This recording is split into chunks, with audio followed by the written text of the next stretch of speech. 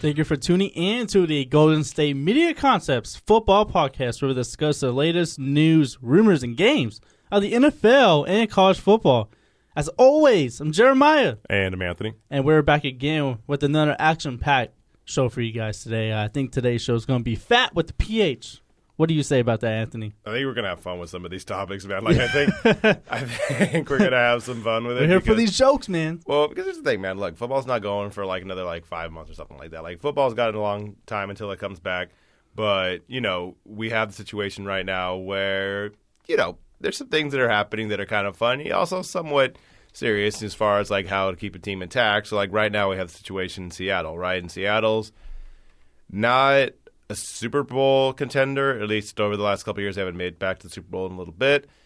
You have the situation with Richard Sherman, and apparently, according to Pete Carroll, they were, listening or whatever you want to call it to offers for him, right? They're not saying they're trading him. They're not saying that it's, not going to be a thing or something like that. All they're saying is that, calls came in.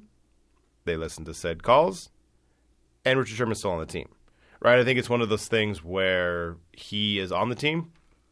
He will be on the team this year, and assuming they don't give some, we'll give you 2 first-round picks for Richard Sherman, in which case, bye, you can go. He's going to be on the team. But, the one thing I thought about with this, and to get your opinion on this too, the team started doing this winning in 2012, right? 2011, 2012. I think around 20.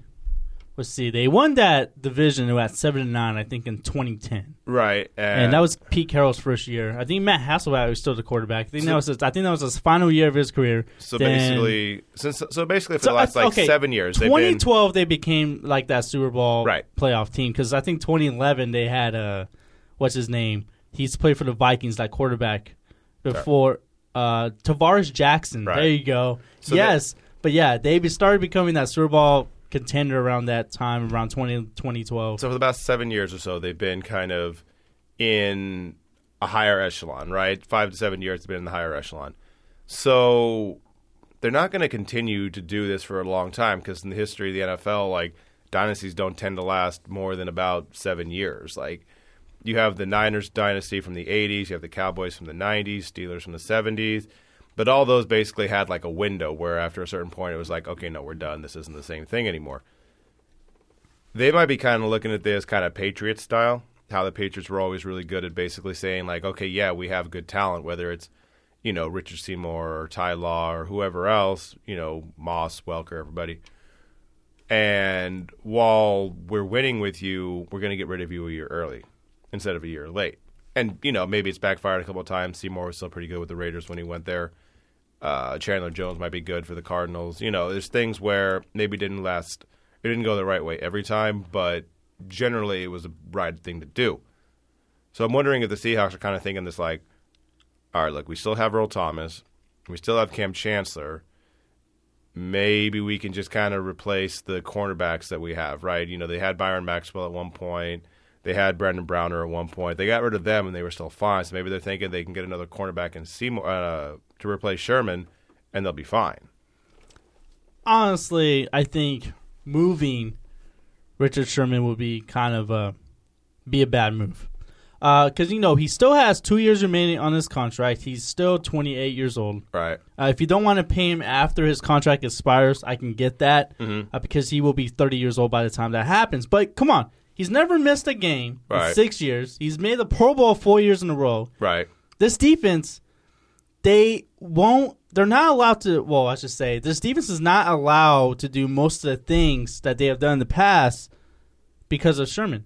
If Sherman was not on these teams, this defense would have not been as good as it was. And I know Earl Thomas, you can't forget about him too. He was a very important part. Right. We saw that last year, yeah. But if you take Richard Sherman out of this defense, just like you took Earl Thomas out, this team will get a torch. Yeah, no, we've seen how important the team actually is when Earl Thomas is there. We understand how important Richard Sherman is. But you just said he hasn't missed a game in 6 years. He's been a Pro Bowler the last 4. There is something to be said about selling high, right, on the player, because you say he's got 2 years left on his deal, right?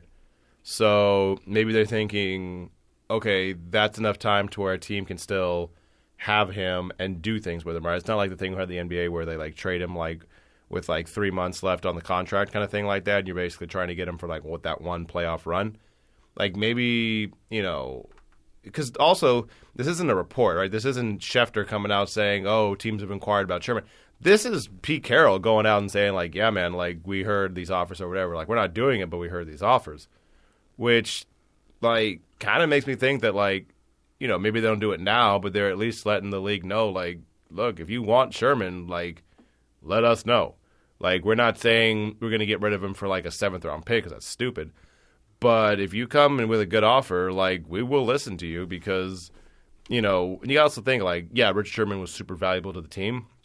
But also, like, a lot of the players that they got outside of Earl Thomas, like, they were all kind of later-round picks, right? Like, none of them were, like, those, like, first-round, top 10 picks that just, panned out. They were all the, like, 3rd, 4th, 5th-round picks, like Sherman and Cam Chancellor and people like that, Michael Bennett. So maybe they're thinking that they could kind of replace it. We already did it once where we got those, like, late-round guys to be great. Maybe we can do it again.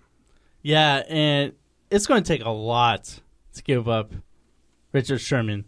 Rightfully so. You can get, honestly, if I'm giving up one of the best cornerbacks in the league because he is still that type of talent. This isn't Darrelle Revis we're talking about who had a very absurd garbage year. No, this is Richard Sherman who has still he's playing relatively at a high level. And I know he had some, 2 sideline blow-ups last year, I think on his coaches. I think one was the defensive coordinator and the other one was that whole team yells at each other. Yeah, but that's the thing that doesn't bother me because that's the type of thing that they have built that type of culture there where, they can criticize each other but still play at a high level. So that doesn't bother me one bit. But we act like that only happens on the Seahawks. That happens on a lot of teams. We've seen Tom Brady, he get hyped Bill up. O'Brien or whatever. Exactly. We've seen that, and no one even bat an eye at that. I just want to let you know, no one even cares that Tom Brady has a sideline blow up. But still, teams have done this before. It's nothing new. I just think that's something that's blown out of proportion here. But you take dudes who are like super super competitive, and their job is to collide with each other. And you have like 50 of them on a team, by the way. Like people are gonna yell at each other. Like that's just like. I always love when people talk about, like, with a job, it's like, oh, my God, I can't believe this is, like, high school here. And it's like, yeah, like, whenever you mix in, like, 10, 12 people in a room, you're going to have a high school kind of situation where there's, like, cliques and people, like, are higher and as far as, like, social status or people are just, like, gossiping. Like, you mix enough people into a room, and it only really has to be, like, 10 people, into a environment, like, it's going to be high school. That's just kind of how stuff works. And, like, you get 50 dudes on a roster, like you're gonna have cliques, you're gonna have situations where they have like a brotherly bond and also brothers fight. Like that's gonna happen. Yeah, and that's just the football culture. You're always gonna have those type of disagreements. And you said that in the NFL there's like a 53 player roster. Right. In college there's like 70, 80. Yeah. Well, depending on the college, but yeah. Yeah, and then even in the like right now, teams usually get their teams up to 90 players so they can come to 72, and then they can make the 53 cuts. So teams go into a training camp with 90 players on the roster. That's a lot of players. Yeah. Yeah, but getting back to this Richard Sherman and the Seahawks here, I think it's very unlikely it's going to happen. I think the Seahawks are going to have to get at least a couple of first-round picks. Do you think the Browns can trade a number 1 pick? No, I don't think so. I don't think that happens this year. Right? I don't think this trade happens this year. No, I can see it more. I can see it happening more likely next year since he has one more year on the contract. Right. But I think it's unlikely happens this year. But I think this is kind of an inception kind of thing, right? To where it's just like you plant the seed in your mind of just like, yeah, Richard Sherman might get traded later on. Like that way when it happens, you're like, oh, that's right. They talked about this about a year ago kind of thing. Kind of like how the Kirk Cousins to the 49ers deal it's just always out there. It's a year in the making. Right. People expect him to go to the Niners in 2018. If Washington doesn't keep him, then all of a sudden you're like, oh, yeah, that's right, because they didn't get along with him. He tried to go to the Niners. Even if he doesn't go to the Niners, even if he goes to some team like the Jets or something like that, right? Like it's always just in your head of just like, oh, yeah, those two don't get along, right? Washington and Kirk Cousins aren't, on a good kind of, what do you want to call it? Like they're not on good terms right now. So if he gets traded, whether, like I said, to the Niners, to the Jets, to the Browns, to wherever, like it's kind of in your head of just like, okay, cool, so this makes sense. It's not like shocking. With Richard Sherman, if all of a sudden a year from now he gets traded to the Cardinals or something like that, right? Then it's kind of like in your head, you're like, oh, okay, cool, that's right, because they didn't get along. This makes sense, and it's not shocking to you. Yeah, I don't see him getting traded within the division. Oh, though. that's fair enough, yeah. Yeah, I can't do that. But I do like that, though. Richard Sherman and the Cardinals. Right. Him and Patrick Peterson. Man, that's a great cornerbacks there. And you got like Chandler Jones and Kim Diche and everybody else. God. Yeah, that'll be a very vicious Super Bowl caliber defense. But I don't see Richard Sherman moving this year. I think it more likely it happens in 2018 unless the relationship gets better there. Right. So it's all basically comes down to things that we don't even know what's going on behind the scenes. Sure. But you know, we also have one of our boys here. Well, he's not here, but we're going to talk about him. That's Marshawn Lynch. You know, me and you are huge Marshawn Lynch fans. You especially because you know he just does Marshawn Lynch things. He does not care. And when you do, and Marshawn Lynch things means that he really doesn't care. Mm-hmm. He doesn't care what he does. But you know, Pete Carroll. You know, he did say that he has talked to Marshawn Lynch about a couple weeks ago, about him coming back, making a return to the NFL. And remember, the Oakland Raiders, they were interested in bringing Lynch to the team in a type of trade, but for that to happen, Lynch will have to be unretired. Right. He will have to be traded or released by the Seahawks because, you know, the Seahawks still have him under contract for 2 years. I would love to see Marshawn Lynch at least play one more year. I don't think he wants to play for the Seahawks. I kind of think the fact that they didn't give him the ball on the 1 yard line at the Super Bowl like 2 to 3 years ago. Still mad about it. I think he got really hurt that, you know, the team didn't believe in him. If the Seahawks would have gave Marshawn Lynch the ball on that play, I really think he would have scored, and they probably would have won that game too. We will never know if that will happen. But that's the assumption there. But anyways, getting back to this story here of Marshawn Lynch getting back to the league. Right. I think it could happen. I want it to happen. And I think Marshawn Lynch has at least one more solid year. He may not be like that true 3-down back we're used to seeing him. And he might cost a little bit more money than a rookie in the draft. But I actually would like to see Marshawn Lynch on the Raiders. I think it's a perfect fit for right now. The one thing that I'm like hesitant with him is because he's been out for so long, like a year, like a full year. He's been out, and that's kind of hard to come back and just be the same dude. But you know, whether it's with Seattle or like, remember how they talked about how he was going to go to the Raiders? I never understood that in the sense of it's like, no, he's from Oakland. He's going to rep Oakland. Cool. Also, they're not going to be playing in Oakland for much longer. Like, you know, he's going to be there for like 3 years, and when he's playing there, they're playing in Vegas. But like, I just didn't like. Once you leave, it's hard to come back. Like, that's the same with, like, anything, man. Like, just any kind of job. Hell, if you've been out of school for a couple of years, it's hard to go back to, like, college or something like that, man. Like, now you're going to go back into a sport where the job is literally like, here's the ball. You see those 11 guys? Avoid all of them. Like, you know, it's hard to do that if you've been out for a year to do that. So I would love to see him come back. Problem is he turns 31 in April, and that's not good for a running back. Like, we've seen Adrian Peterson's best days. He's probably done, as much as it hurts me to say. Like, the 30-year-old running back is the thing, man. Like, outside of people like Marcus Allen and Emmitt Smith, like, you don't generally do good things as a running back after the age of 30, especially not if you've been gone for a full year. Yeah, and I do think that's a reason that the Raiders will take a running back in the draft. You know, there's a lot of young talent there. There is some talk that they can get Joe Mixon. Right. With them moving to Vegas, I don't know if I like that move for him. I don't know if I like that move for Mixon. Okay, look, here's the thing. Oh my gosh. No, okay. All right, I'm looking forward to hearing this. Look, man, here's the thing. God, I gotta be like specific with how I say these things because it's gonna come off as something that I'm not actually meaning to say. Yeah, I remember yesterday your little comment of like people celebrating and why they didn't. But that I meant to say. I knew what I was saying with that. Yeah, it took you like 5 minutes to think of it. It did. Yeah. No, the thing with Mixon, you talk about having Mixon in Vegas. Mixon, as far as we know, is not a recidivist, right? Meaning he's not done this multiple times. What he did was awful terrible. Like, don't ever do that again. And I totally get how the Patriots are like, we don't want him in the locker room. I totally understand all of that. He's not Johnny Manziel. He's not Rob Gronkowski. He's not the dude that parties all the time in Vegas is going to get him. His thing was he probably has anger issues, and he literally lost his mind one time in a situation where he will never live it down, nor should he, and he's going to have to be dealing with that for the rest of his, at least football career, maybe not like life, but like at least his football career, he's going to have to answer for it. But as far as like the Vegas thing, I don't consider that so much. The only reason to be Vegas thing for him is because he's 21 or 22 or whatever his age is. That's why Vegas is going to get him, not because he's, Gronkowski or someone like that. Hey, can you imagine Gronkowski going to playing for the Raiders in a couple years? He'd die.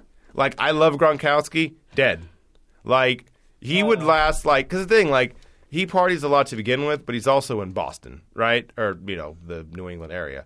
But, like, he's from a city that, like, don't get me wrong, Boston can drink, for sure, but it's not Vegas, right? It's not in Miami. It's not New Orleans. It's not that. Yeah, it's not overpriced drinks. It's not overpriced cover charge. Now, don't get me wrong. He wouldn't pay for those overpriced drinks because he would get into a lot of clubs for free because he's Gronk and it'd be one of those promotional things, right? It's just like, oh, come meet Gronkowski. And they would just be like, here's some bottles. Have fun. But, Gronkowski in Las Vegas, woo! I like how you straight up say, he'll die. He'll die. He'll die. Like, I love Gronkowski. Dead. Like, I'm sorry. I don't mean to laugh at that. It's just the way you said it. We shall mourn the life of Senor Roberto Gronkowski. And, like, I mean no ill will towards this. I hope it doesn't happen. Also, dead. All right. On that note, we're going to take a break now. Sorry, Gronk. All right. Well, anyways, it looks like, honestly, we'll probably keep an eye on Marshawn Lynch coming back. Yeah, for sure. Definitely will be something monitoring. But, we're going to take our first break, and, we're going to shift from Seattle to Cleveland. Sashi Brown says that, has some thing to say about the number one pick, and there's maybe a possible Josh Gordon return to Cleveland can happen. We will discuss that when we return to the Golden State Media Concepts Football Podcast. Check out the show that's built on the MMA, from the UFC to extreme cage fighting. They got the fights covered. Check out the GSMC MMA podcast. Get the latest news on past or upcoming fights. Join us as we talk to and about some of the biggest names in the MMA, past, present, and future. When it's the fight game, there's just one show to check out. GSMCpodcast.com/MMA-podcast. Don't forget to like them on Facebook and follow them on Twitter. Visit GSMCpodcast.com for more info.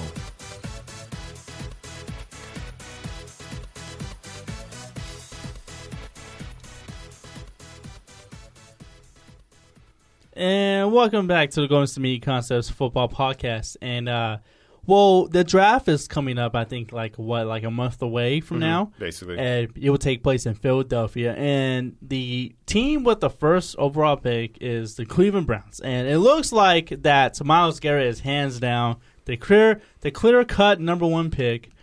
And I've said before, I think the Browns will be idiots if they pass on Garrett, because if you've seen his combine numbers, it's like really extraordinary. He's the type of guy that can really turn around the defense. But, I'll bet you right now he doesn't get taken number one overall. You think so? Yep. I'm all for it. That means he'll go to San Francisco. Well, the reason I say it is because I think some team will just basically be like, I want a quarterback.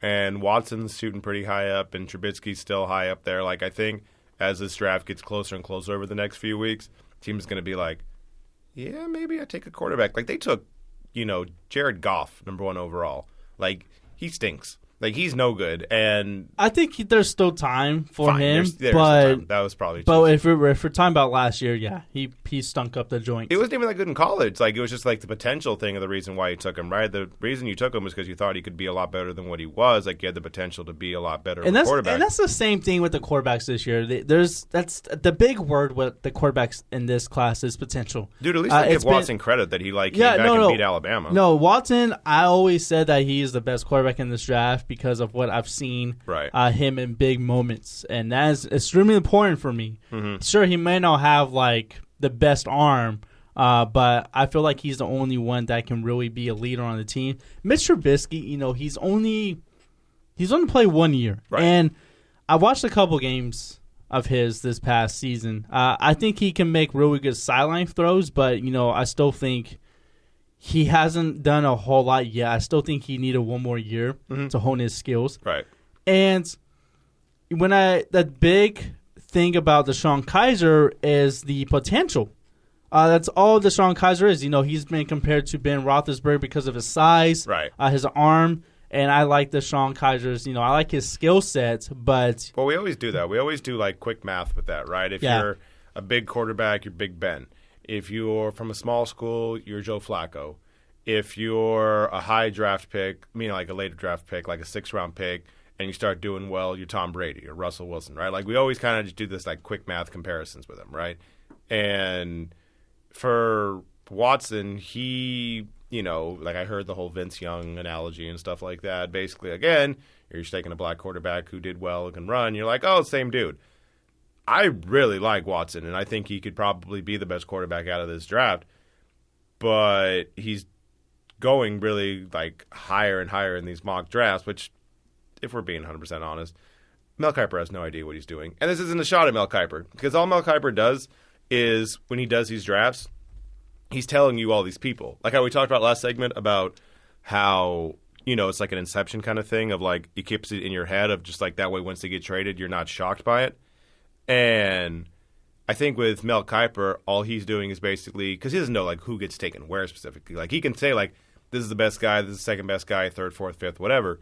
But he doesn't know if the Browns are going to take Myles Garrett number 1 overall. He says they probably should, but he has no idea of where. But he's telling us, okay, Garrett's really good. Okay, Sam Darnold's going to be good next year on my board. Okay, this year I like Deshaun Watson. Okay, Leonard Fournette's really good. Like, he's just helping you out to figure out who these good players are, and slowly people are rising up. Like I said, Watson he went from like a 3rd-round pick to like a top 15 pick. Like, he keeps rising up, and I can see him being the number 1 overall pick in a couple of weeks, or in like almost 4 weeks when the draft actually comes. Yeah, and I can do that too. And then back to what I was saying about these quarterbacks here, all it is potential. And honestly, when you think of any player in the league, or at least someone coming into the league, right, everyone has the potential. There's really no clear-cut like superstar. Right. Honestly, that those hardly ever come. Like, we didn't know J.J. Watt was going to be like a superstar. I remember when he got drafted by the Texans, he got booed. Right. And do you know who went like 4 picks before J.J. Watt? 4 picks before J.J. Watt. At number 7? That was the draft that was like really good. That was the Cam Newton, Von Miller, you know who draft. who went number 7 in that draft, and who's kind of a well, the only bad players out of that draft in the top like 12 are basically quarterbacks. So you had Blaine Gabbert and you had Ryan Mallett, and Ryan Mallett went all the way, I think, in the 3rd or 4th round, I think. But I'm talking about Aldon Smith. Yeah. So he went before J.J. Watt. That draft was so good, man. It was very stacked. It was one of the best drafts probably in recent memory. But what I'm saying is there's really no clear-cut like superstar in every draft, unless like it's Andrew Luck. Right, that's all. Because even Peyton Manning, there was some skepticism about him too. Even Cam Newton, there's people out there that thought that Blaine Gabbert was better than Cam Newton. As weird as that sounds, because we saw Cam Newton literally win a national title by himself, or not by himself, but like doing a lot of stuff in that game. People always question like, oh well, I don't know if his character's good. Those are code words. He also, you also have things where, maybe the arm strength isn't good, or, maybe the accuracy isn't good. There's always something you can kind of like pick apart. And same thing with these quarterbacks. Like, you can pick apart a lot of other things. The Browns, like, I can totally see the Browns trading this pick, right? Because they're on that Moneyball stuff, right? They're on the thing where basically they just want to get like all these picks, and it's like a law of averages kind of thing, right? Like, let's take 30 different people and hope that like 7 of them become like stars. Yeah, basically. That's the thing. Like, if you take all these people, eventually you're going to hit on something, right? Yeah. Like, eventually, after all this stuff, the Clippers were going to get good. Eventually, after a while, the Pirates were going to get good in baseball. Like, you take enough high draft picks, eventually the Niners were good. That's kind of like what the 76ers are doing right now in the NBA. And Embiid seems to be pretty good. Like, and Ben Simmons, we don't know yet. But, like, yeah, you just take all these people, and, like, eventually the Niners got good because they took Patrick Willis and Aldon Smith, and who else was on those teams? Navarro Bowman. Like, you had all these good defensive players, and it all kind of hit because eventually you're going to keep drafting high. It's going to become profitable for you because you're going to get good players, then you're going to win, then you're going to have the season tickets sell out, then you're going to have, all these other things. So I see the Browns just basically trading it away to somebody who wants to take either, maybe even Garrett, but probably one of the quarterbacks, and then they go from there. Yeah, and then Coach Hugh Jackson did say, the Browns are not ready to annoy Myles Garrett as a first-round pick. Jackson did say at the NFL owners' meetings that he's a tremendous player, but he also thinks there's some other guys that are really good. So, that kind of is alluding to what you're saying. And Garrett has been the conscious first overall pick by a lot of draft analysts there, like Thomas Shea, Mel Kiper, right. Mike Mayock, and NFL Network. Sure. There's a lot. There's. I think after number 2, though, there's always we don't know what the draft is going to go after that because the Niners can go a variety of ways with their number 2 pick. But man, I'm telling you this. I always thought sorry, go. This is a very important draft for the Browns. Mm-hmm. You have the number 1 pick, right? And if you look at the past first round picks since 2011, only Danny Shelton, a nose tackle, is established starter on the roster. Corey Coleman, he was drafted last year. He was a rookie, but he was hurt. Right. Then you got Cam Irving. His last shot with the Browns might be this training camp at right tackle. The other 6 guys that they drafted since 2011, they're not even on the team. You know where they're at? They're on the Patriots. Well, that's just a joke. Some of them weren't. But still, they haven't been able to hit on any of these drafts in the first round. And that's why I think this is a very important draft for them, especially when they have 2 picks. Because if you take Myles Garrett, I honestly think they should take Myles Garrett for 2 reasons. One reason. You have the number 12 pick. Right. You can take a quarterback there. None of these quarterbacks are going to go in the top 10. I don't think they are. Unless the Jets take a quarterback, but dude, you never know what the Jets are going to do. Teams are starving for quarterbacks, man. I don't see the Niners taking a quarterback. I think they're going to try to get theirs in the 2nd or 3rd round. Mm-hmm. The Bears, they have Mike Glennon there, so I think they're going to hold on to him for a couple of years. But try to get someone later probably get someone in the 2nd or 3rd round. Right, but that doesn't mean teams won't trade up for it. I think the Jets are probably the only team that would take a quarterback in the top 10. I think the Browns will take a quarterback at number 12. I can see the Cardinals and maybe the Saints taking the quarterback too, because the Saints and Cardinals do have quarterbacks that are up there in age. Right. But other than that, I think the Browns should just wait to get a quarterback at the number 12 pick. You got 2 first-round draft picks. Use them. Still, one thing I always, wondered about, like you said, Myles Garrett's one of the top prospects or whatever, right, from Kiper and McShay and Mayock and everybody else. But it's got to become a consensus at this point, right? Oh, yeah, Myles Garrett's the best. And don't get me wrong, measurables, stats, everything else, Myles Garrett's a freak. We all understand that. That's fine. But, I wonder if someone who is a established guy, right? Not someone who's just trying to make a name for himself saying, I think da-da-da-da is the best player. What if Mayock was basically yeah, I think Myles Garrett's a bum? What would happen if he just kind of went counterculture that whole thing, right? Because I remember when Jadeveon Clowney was being drafted, people talked about Khalil Mack and how good he was, and we kind of laughed at it, right? It was kind of yeah, but Jadeveon Clowney's so good. This Khalil Mack, he might be good, but no, Jadeveon Clowney. And they kind of been right with Mack. He's been really, really good. Clowney's been doing better recently. But Khalil Mack got the weird honor of being an all-pro in 2 positions, which is kind of a weird kind of thing. But it's kind of worked out. But I always wonder what would happen if someone was basically just yeah, everyone's saying Myles Garrett's great. Idiots. He stinks. People don't actually do that. Maybe they think he's garbage. Right. But people maybe the order's different. Maybe the 5th best person on the draft board is the 7th best, something like that. But it's all around the same kind of thing, right? The top 12 is generally the same people, give or take a couple. But what if there's somebody who was a 3rd round pick for Kiper, and Mayock was just no, I think he's the best player in the draft. I've never really seen that, and I always wonder what would happen if someone did that. Yeah, and honestly, the Browns can go whatever. They can do whatever they want at the number 1 pick.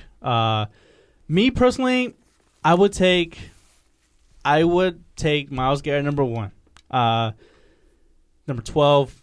Save that for the quarterback. Or you can get like someone like Jonathan Allen who has potential to fall that far. You can maybe Reuben Foster who can fall that far as well. Mm-hmm. But it remains to be seen what the Browns will do. I wouldn't be surprised by anything. And remember, this is the Browns we're talking about. Sure. So the Browns, I'm not ruling out that Myles Garrett will not be the number 1 pick. I haven't ruled that out because this is the Browns we're talking about. Right. I think sometimes they try to get a little too cute with what they do. Sure. And that's the reason why they're the number 1 pick right now. Right, yeah, that's fair enough. But we're going to take our last break here. And when we get back, we're not done talking about Cleveland. Yeah, I know. We're going to do two segments involving Cleveland. But we're going to talk about Josh Gordon and the possibility of the Browns probably not letting him go or return for Josh Gordon. Right. Oh, if that makes any sense. Mm-hmm. I don't know what I just said. But we're going to talk about Josh Gordon when we get back, as well as Greg Hardy here at the Golden State Concepts Football Podcast. Are you looking for help for your fantasy football team? Check out the GSMC Fantasy Football Podcast. Get today's best advice on who to start, who to sit, even who you should draft. From sleeper picks to red-hot lineups, they got it all covered for you. That's gsmcpodcast.com/fantasy-football-podcast. We'll cover traditional leagues, dynasty, PPR, even IDP leagues. When you need fantasy help, there's just one show to hit up. Don't forget to like them on Facebook and follow them on Twitter. Visit gsmcpodcast.com for more info.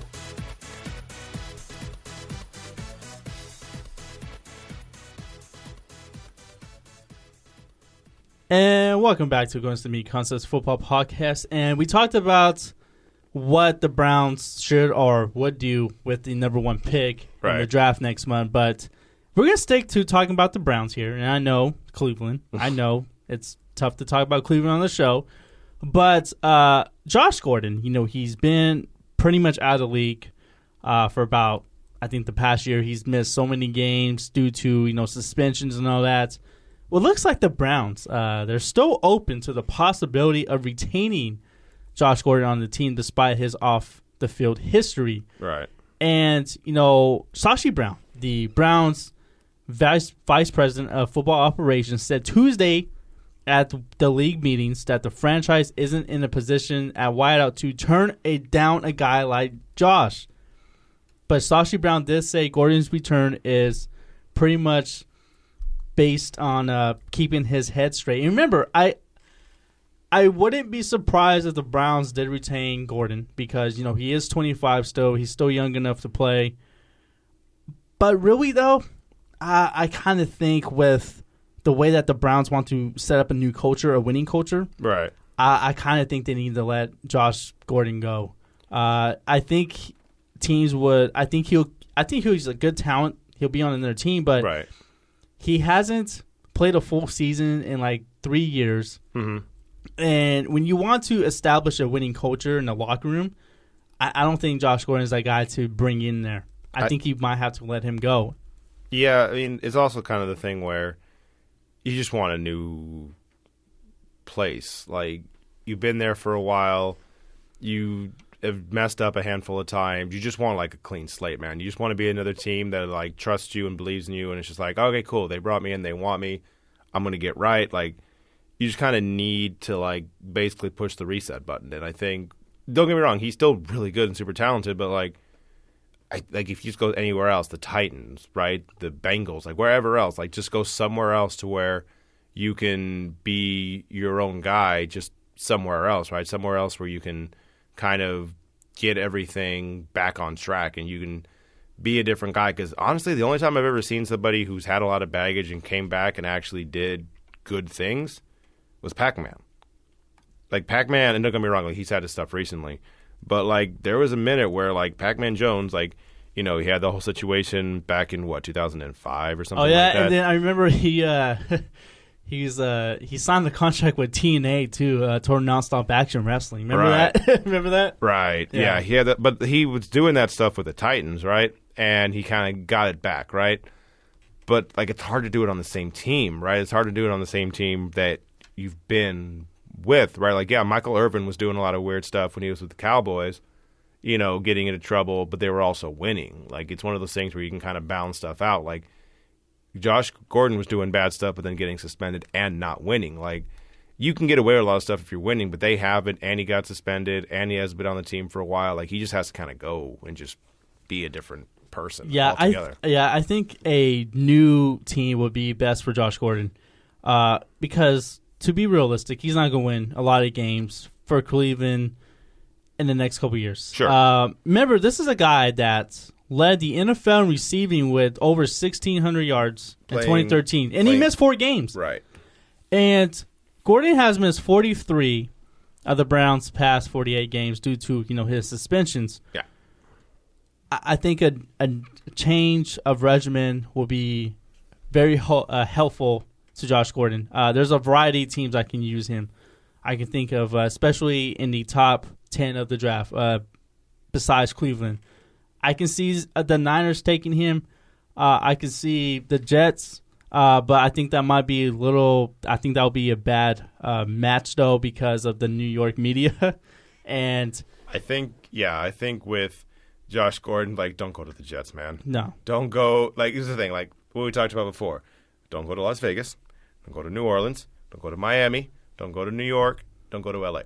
You know what I would like to see? Huh? I would like to see him and Johnny Manziel play on the same team. Okay, let's play a little bit of like a rewind game. What did I say about Gronkowski? He'll die. Dead. He'll die. He'll die. Like, you want to put those two together? Like, they're boys enough as it is. Like, and Johnny Manziel's trying to go to New Orleans. Like, that's been refuted now. They're saying, like, that's not going to happen. But let's say Johnny Manziel went to New Orleans. You're going to put Josh Gordon in there, too? That's not going to go well. There's literally a street called Bourbon Street. You're going to put them in there? That's not going to work out well. That's one of the main streets in New Orleans, too. That's literally the main street in New Orleans. Street, yeah. Is called Bourbon Street. Yeah. Not, Water Street. Bourbon. Bourbon Street. That is true. I never actually thought about that, and I always knew that was like the main street. Right. But until now, I realized the that street after Jack Daniels. It's not good. Okay, I think I got something a little bit fun. Well, not say fun, but okay. Hypothetically, let's just say, right, there's NFL players in the room. Yeah. There's Johnny Manziel. Mm-hmm. Josh Gordon. Mm-hmm. There's Rob Gronkowski. Oh, no. Le'Veon Bell. LeGarrette Blount. Okay, what kind of party are we playing right And we'll put Aldon Smith in there, too. now? Oh, no. What do you think will happen in that room? It's okay. You don't have to answer. Look, man, I just wanted to put an image in the listeners' heads and be like, oh, my gosh. You are taking people outside of Gronkowski who have all had some kind of abuse issues as far as, recreational is concerned, right? Like, maybe not Johnny, but Johnny also had the incident where he was in the bathroom and he had that rolled up dollar bill. But everyone except for Gronk has had some of the medicinal in his past, right? They've all had that in some way, shape, or another, right? Aldon Smith, has Aldon Smith had that? Aldon Smith might have just been alcohol. But they've all had their vices, I guess you could say, right? Gronk, weirdly enough, seems like the least of that list. Because Gronk, don't get me wrong, Gronk will get into the sauce. And Gronk... He'll get lost in the sauce. Gronk had a party boat.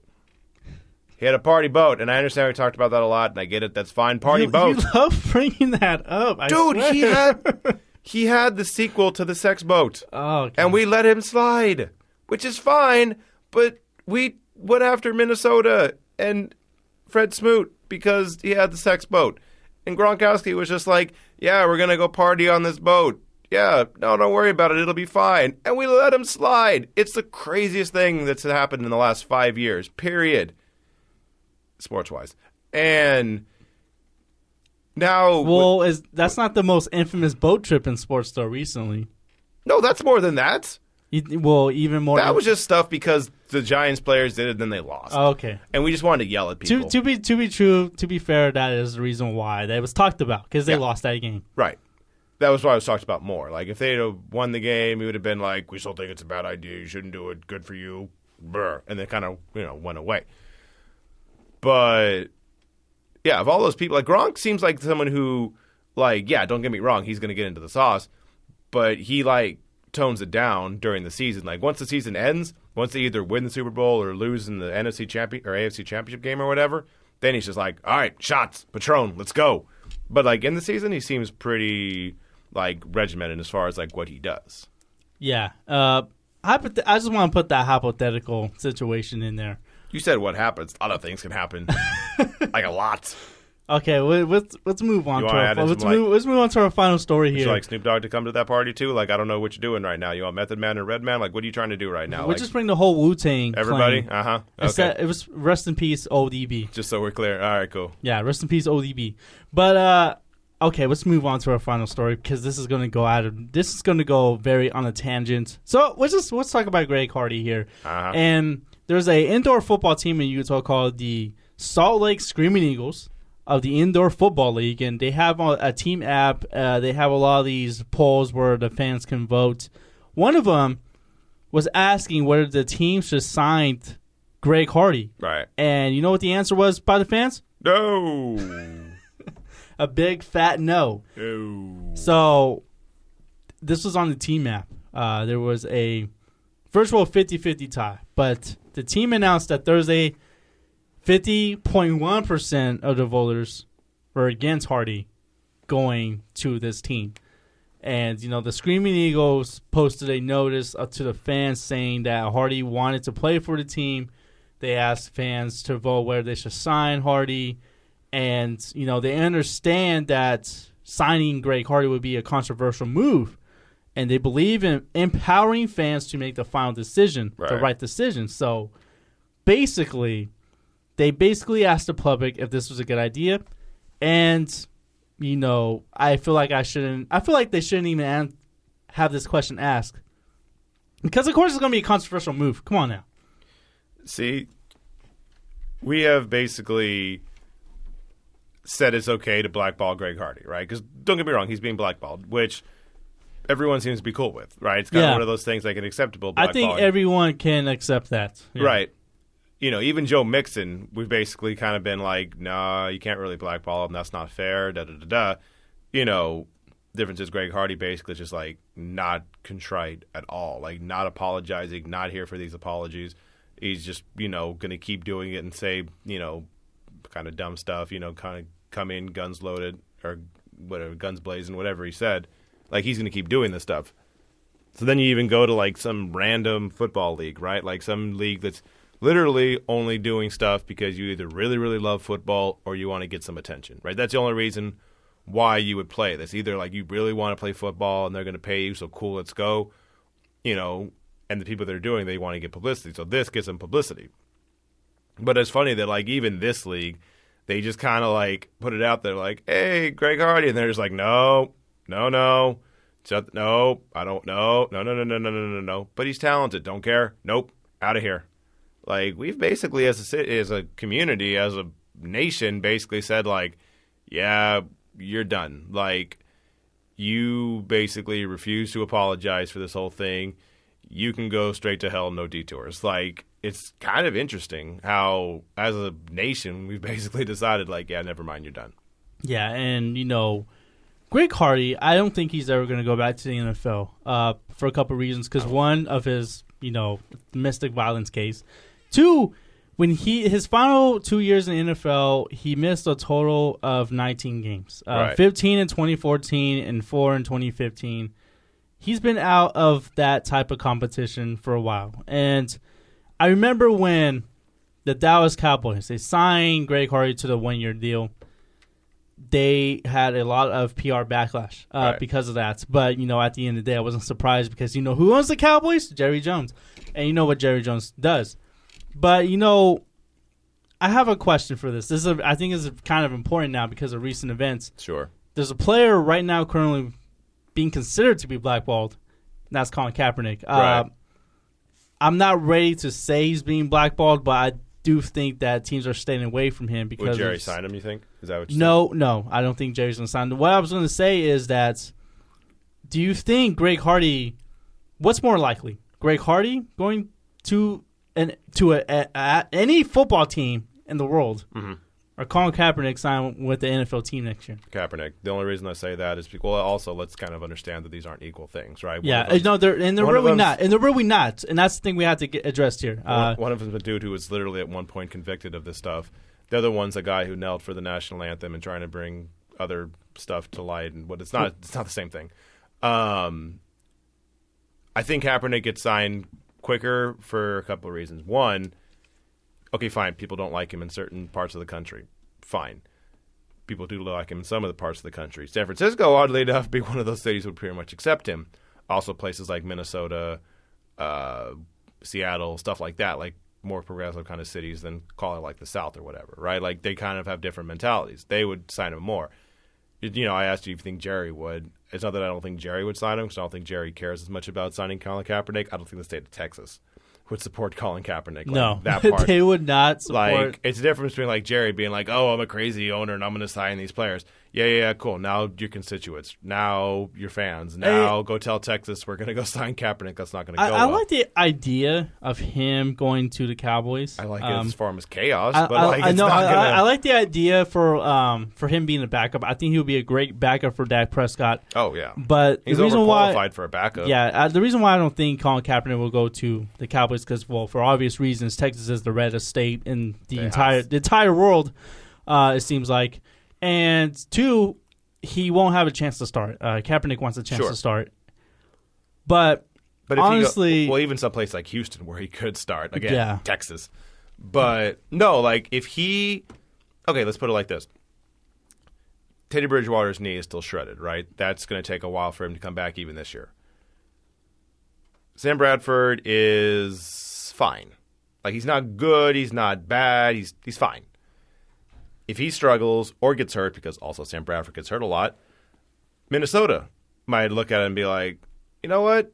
Let's try this. Like, I can see Minnesota doing that because that whole division outside of the Green Bay Packers stinks. Like, the Lions are okay, the Bears are bad, and they're somewhere in the middle. Like, again, we talked about last year all the defense and how great the defense is. If they get a running back in the draft and they decide they're still a quarterback away, they may decide, all right, you know what, let's just try this Kaepernick thing, see how it goes. Yeah, and they can sign him for a lot cheaper than Bradford. Right.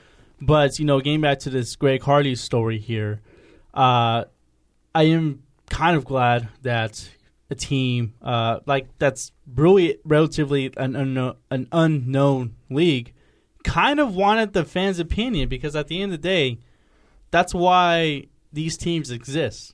Right. It's the fans. And, the fact it was a 50-50 tie, though, kind of really baffles me. But still, the fact that they're not even taking a chance, this indoor football team will not even take a chance on Greg Hardy, I think it's great for that team. And I just want to point this out, that if there was a lot of support for Greg Hardy to be on this team, he would have got activated literally immediately. Right. He would have played last weekend against a team called the Colorado Crush in West Valley City, Utah. So I don't think Greg Hardy is ever going to go back to the NFL for several reasons, but I do think Colin Kaepernick will be on the team, but I don't know when he will be signed to a team. That is the main question going forward.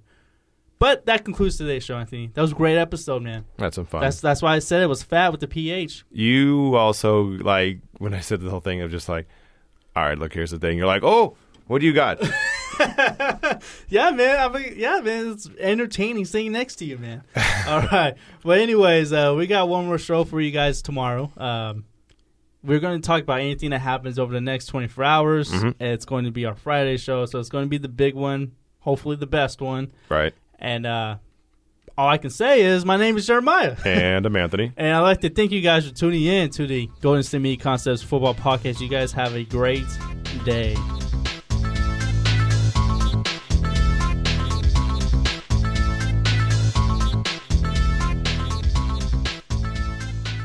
You've been listening to the Golden State Media Concepts Football Podcast. part of the Golden State Media Concepts Podcast Network.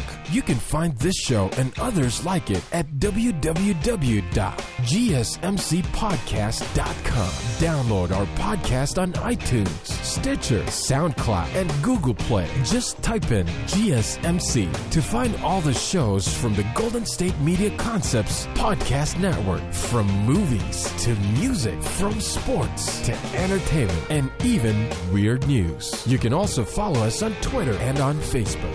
Thank you, and we hope you have enjoyed today's program.